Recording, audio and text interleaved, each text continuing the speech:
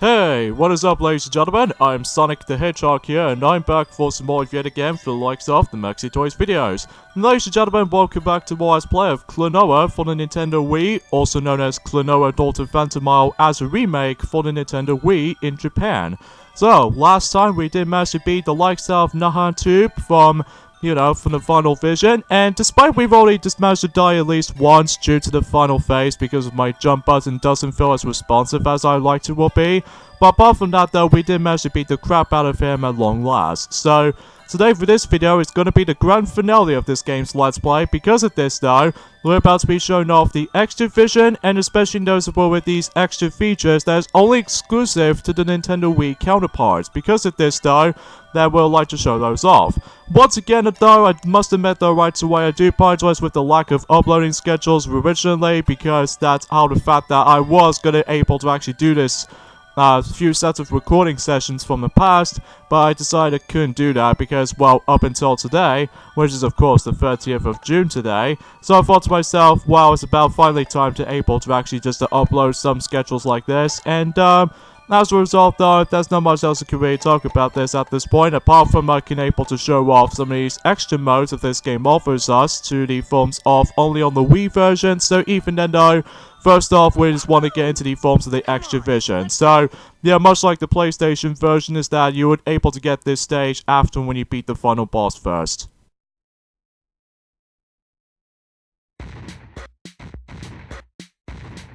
Look at that! Baloo's tower is all finished! Okay, now you just wait there for a minute, and I'll be right back.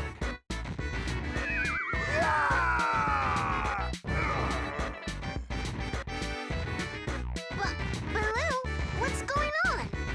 None of your business. Ha! I'm not gonna let some wet behind-the-ears little kid go around making eyes and using smooth talk with my Lafise. No way! Whoa, hold on a minute! Just because you happen to be the one who rescued Lafise, don't go getting any funny ideas. Besides, it was really the power of my love that actually saved her, you know. So that means I'll just leave being the heroes of Phantomile to you guys. But in exchange, I get to have Lafise all to myself. You got it? Huh? Actually, Lafise is waiting on top of the tower.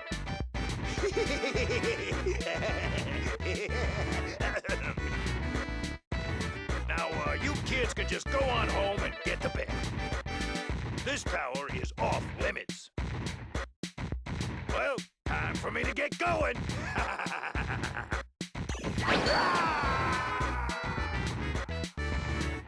Wait a minute, Baloo!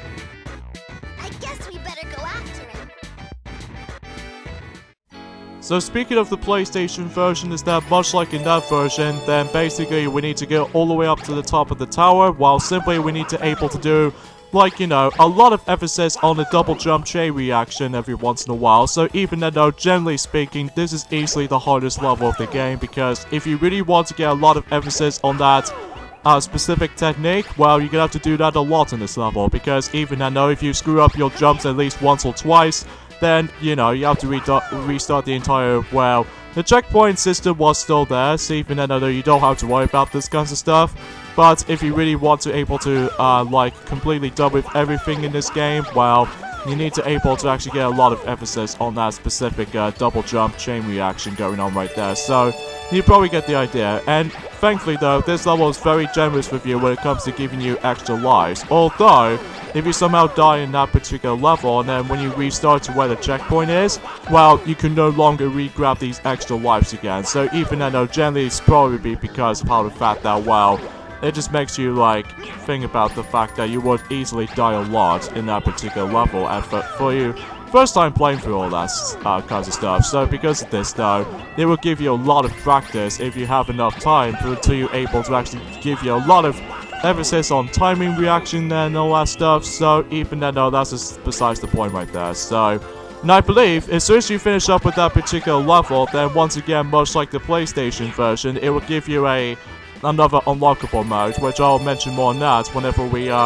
finish up this level first. So even though that's, you know, you probably get the idea. But again, if you screw up your timings or what have you though, then if you manage to activate the checkpoint, then you would able to actually just do this just fine. Well, I wouldn't recommend using the GameCube controller in this level though, because it would give you a lot of hand cramps as well as a lot more sweaty hands if you manage to able to like keep on messing up with your timing aspect, especially noticeable with the actual movement and stuff. I highly suggest you recommend using either the Wii remote or the classic controller if you really want to be more precise on that. Or I haven't really tested out the Super Nintendo Classic controller onto that specific, dang it. I was really hoping I can do a no-death run on this particular level, but too bad, it always happens though. So even then, you probably get the idea for that. So, but I digress though. But then again, I'm probably not going to risk too much about this particular stuff with this level though, other than the fact that there's also a couple of,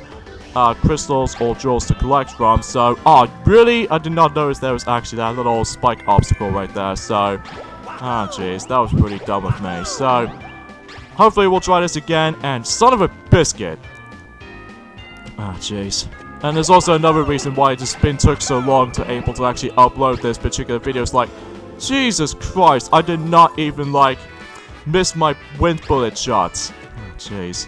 So yeah, there's also another reason why it's been a while since I actually managed to able to record this videos like this, because yet again, I managed to able to originally try to upload these kinds of videos and during at some point in the usual time, like 6 o'clock or 5 o'clock or something.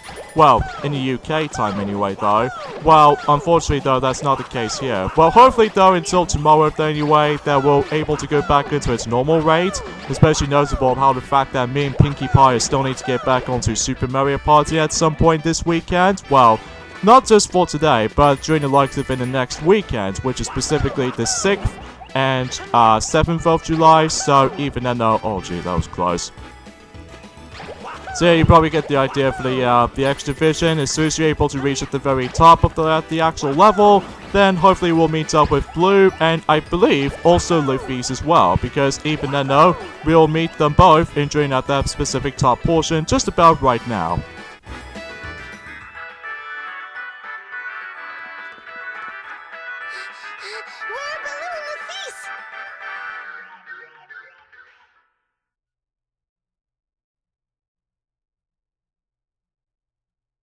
Oh, I'm very sorry.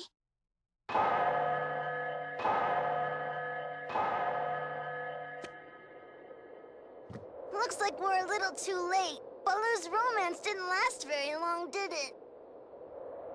Oh, Lafice! I suppose we don't really have to ask if you're okay, do we? Klonoa, Hupo, thank you for worrying about me. I'm so sorry that you two had to come all this way. Well, it's not like we were able to help or anything. No, I apologize for troubling you. Don't apologize. Really, it's Baloo who's been causing the trouble. Oh, but Mr. Baloo is really a very gentle person. Look, he even gave me this. Is that some kind of machine? Mr. Baloo was kind enough to make it for me. It's a wonderful box that plays music. Can you make it play now? Of course. All you do is this.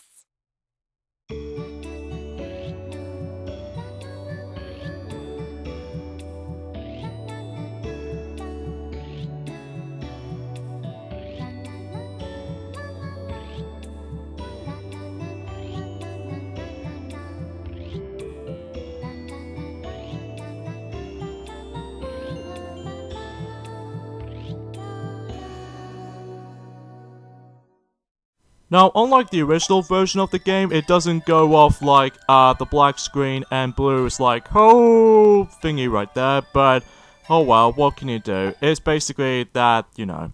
So, once you've beat up the, once you manage to complete, rather, the forms of the X Division, once again, much like the PlayStation version, you would unlock the music player, which usually just takes place in the Moon Kingdom, possibly. So even then, though, let's go ahead and show this off with, some of these extra modes of this particular game only on the Wii version, but first off we'll showcase off the music player, which just like in the forms of how it does it on the PlayStation version, then as you can see that Luffy's is actually in charge of that little music player, and just like in the forms of how it does it on the PlayStation version, you can listen to your favorite background music and all that stuff, as well as the forms of the actual stage music, and especially noticeable with the actual boss battle music every once in a while. So even then though, yeah, that's as far as I can say about it. There are 44 tracks in total with the actual music soundtrack in this game, so nothing else to be said and done. And unlike any forms of any other side modes, like specifically the character viewer, as you can see right there, that it doesn't go immediately transparent to the forms of different environments and all that stuff, because the music player, it just gets like the actual like the music player as well as the fees in that particular world map and stuff, you know, just like the original PlayStation counterpart. But the real main treatment of this particular video at this point is of course the Wii Exclusive modes, which first of all will show off the character viewer, which basically it just shows you the forms of the every single characters, including enemies, and you can able to actually view at them all, while simply able to actually just well, it's kind of like the forms of the gallery mode of the entire game, so basically you can be able to see the actual 3D models of the actual characters, bosses, and all the other enemies of the game, as well as the NPC characters and all that stuff. So even then though, that's as far as I can say about it. Seriously, this Hero Power Ring Spirit almost reminds me like a child for some reason, except it doesn't have arms or body or legs or whatever.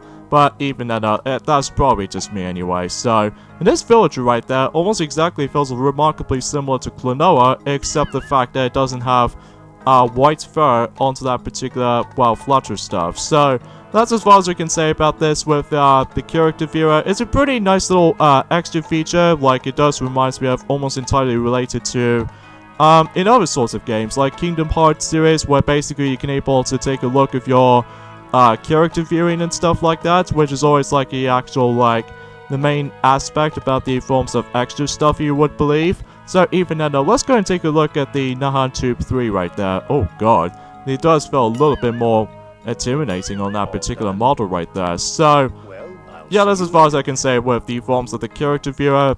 So even then, I think there are about 17 pages in total, if you, assuming look it up in that particular order. So even then, oh, I do apologize with the forms of my voice at the moment, is because, well, once again, I'm most able to, you know, eat some more chili dogs every once in a while, but I do apologize. I must admit, though, that's because, well, I'm essentially dang hungry, because even then, the weather itself is really, really hot at the moment, so you probably get the idea.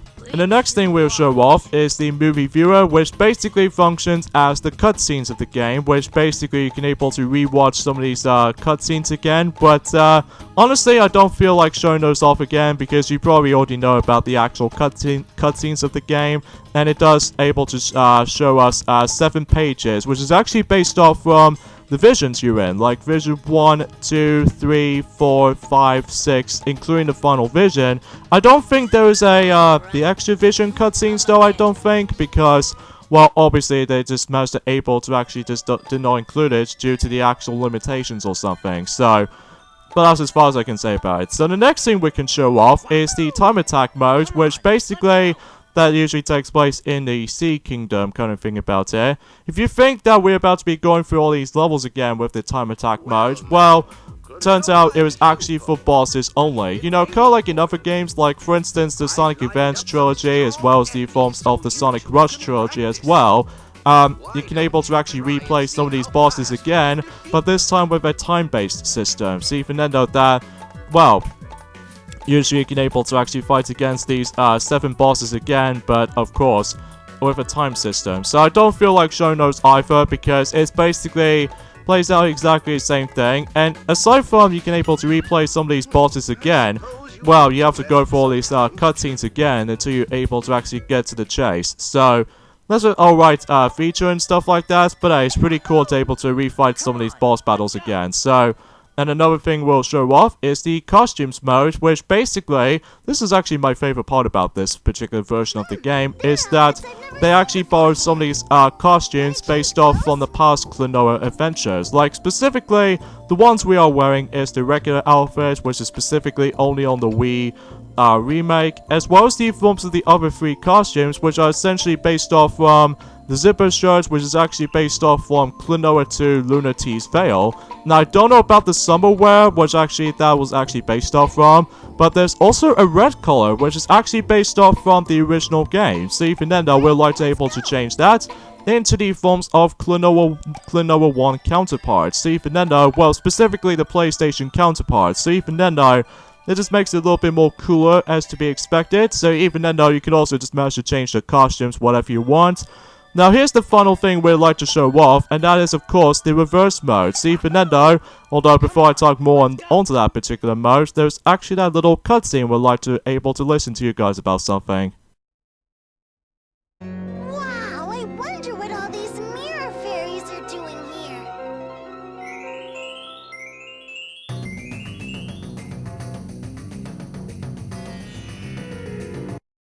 So yes folks, welcome to the reverse mode, which again, it's only on the Wii version of the game, not on the PlayStation version, just for the sake of the forms of like adding some extra content here and there. But basically what the reverse mode actually does is the fact that you can able to replay some of these levels again. But this time around though, every single courses, the only exception is the extra vision, but every single courses of this game, even for the every single stages, including cutscenes as well, they are entirely flipped over. So even then, it's kind of like in the other game, which is called Donkey Kong Country Returns, where basically it has a mirror mode. So it's kind of like that, except unlike in Donkey Kong Country Returns / 3D, that you do have lesser amount of hearts, because in the forms of this particular Klonoa game on the Wii, it plays exactly like how it did on the normal levels, except that every single levels in this game is actually completely flipped. So even though there's not much else to really say about this mode, honestly, apart from the fact that there's one little secret we can able to actually show off,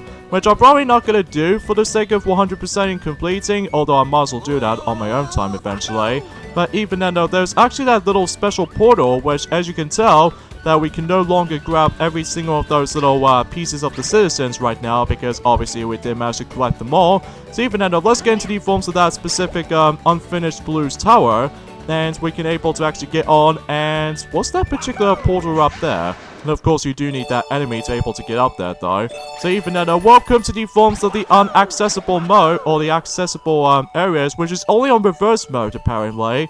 And basically what you can do with this is the fact that it just acts out like very similar to Blues Tower, where basically, or in this case the extra vision, where you still have a time limit system, but unlike in the Blues Tower's segments, these sections are a lot difficult than the forms of how it does it on the extra vision. And you get also a very cool collectible after when you complete one of these, which essentially though, you were able to die a lot on these segments, which this is easily the hardest part about this version of the game to me though, because even then though, if you probably already know what you're doing with the actual double jump chain reaction, like I said before in the extra vision, well, you have to do those a lot, especially noticeable that, well, as long as if you keep on like giving up and stuff like that, you can able to actually go back onto that portal whenever you wanted to. But there's one little thing that must be warned you for this point, is that if you see on that actual lava right there, obviously if you do touch it, then it's instant death. So even then those have to,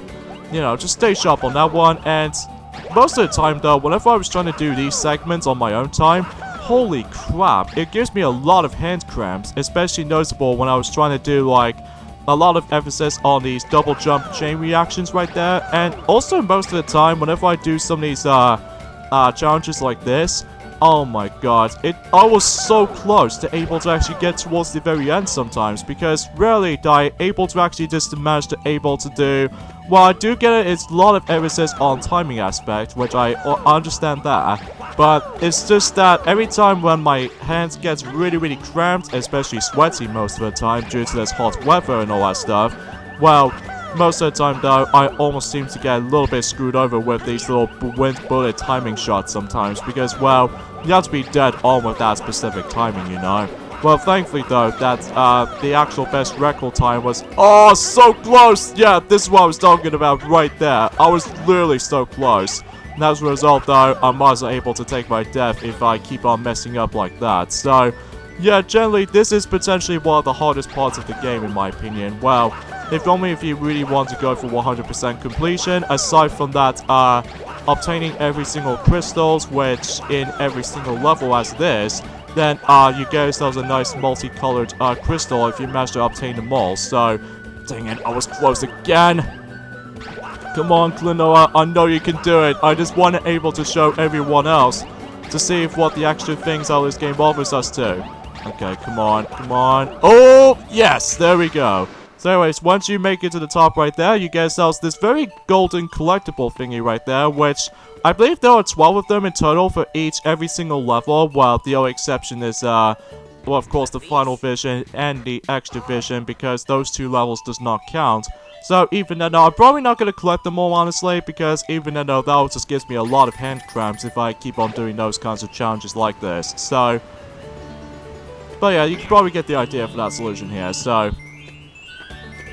But yeah, that's as far as I can say with the forms of the extra stuff of the Wii version of Klonoa Daughter Phantomile, is that using the different costumes is pretty awesome, just for the forms of nostalgia and memories for Klonoa 2, or especially noticeable with the PlayStation version of Klonoa Daughter Phantomile, and especially noticeable with replaying the boss battles again, but with a time-based system, and especially noticeable with the character viewing option, so that you can able to see the 3D model of the characters, enemies, and bosses essentially, and replay some of these cutscenes again, and also music player and all that stuff. But warning, some of these gold medals on reverse mode can get pretty annoying because, well, if you probably do not know where the portals are, chances are you need to able to actually find them, and also not to mention some of these rooms are, well, some of these rooms are easy as hell, but some of them, they just gives me a lot of hand cramps, like, holy crap, I just need to fix those. So, but yeah, that's as far as I can say with the forms of Klonoa for the Nintendo Wii, as far as the extra features of how this game consists of. So even then, I hope you guys do enjoy this redo Let's Play since 2013. I know that particular Let's Play is no longer available right now because, well, it's already clear that this is pretty much exactly much more better than the forms of how it does it on 6 years prior. So this is me, Sonic the Hedgehog, from the likes of the Maxi Toys. And until then, next up of the forms of the Klonoa sets of Let's Plays, it will be Klonoa Empire of Dreams for the Game Boy Advance. So I hope you guys are able to be looking forward to that, so I'll see you guys soon. Bye.